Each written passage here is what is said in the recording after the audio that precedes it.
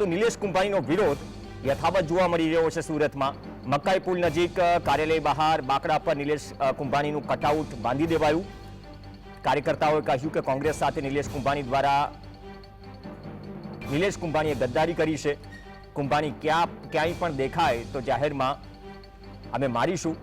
પણ હજુ પ્રશ્ન એ છે, ગઈકાલે તેમના એક પરિવારજનની એક બાઇટ સામે આવી હતી, જીએસટીવીએ ચલાવ્યું હતું। તેમને તો ઘણો ગંભીર આક્ષેપ લગાવ્યો હતો કે આમાં નિલેશ કુંભાણીને બદનામ કરવામાં ખુદ કોંગ્રેસના કેટલાક કાર્યકર્તાઓ રસ લઈ રહ્યા છે। ભાજપ પર પણ આકરા નિશાન તાક્યા। પણ હજુ પણ સવાલ એ છે, કુંભાણી છે ક્યાં? કેમ કે હાઈકોર્ટથી માંડી તમામ કાયદાકીય લડત ચલાવવાની વાત હતી। આ પરિસ્થિતિમાં હજુ પણ કુંભાણી ક્યાં છે એ સવાલ છે। કોઈ કમ્પ્લેન્ટ નોંધાઈ નથી અને વિરોધ પણ યથાવત।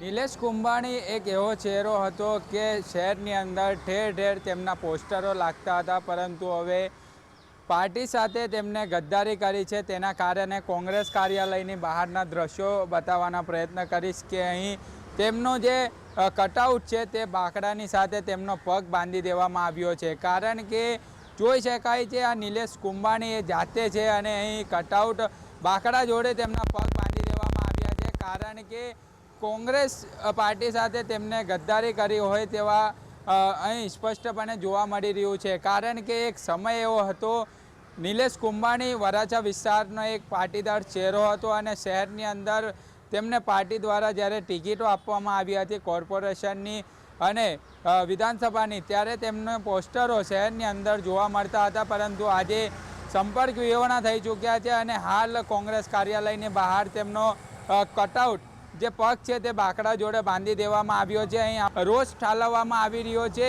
અહીં પોસ્ટરો હોય કે પછી તેમના કટઆઉટ હોય તે બાકડા જોડે અત્યારે બાંધી દેવામાં આવ્યો છે। નિલેશ કુંભાણી આવનારા સમયની અંદર સુરત શહેર ખાતે આવે તો કોંગ્રેસના કાર્યકર્તાઓ ક્યાંક ને ક્યાંક રોષ જોવા મળશે અને તેમને મારવામાં આવશે તેવી જે છે તે કાર્યકર્તા બાહેધરી આપી રહ્યા છે। સાહિદ જગતાપ, GSTV।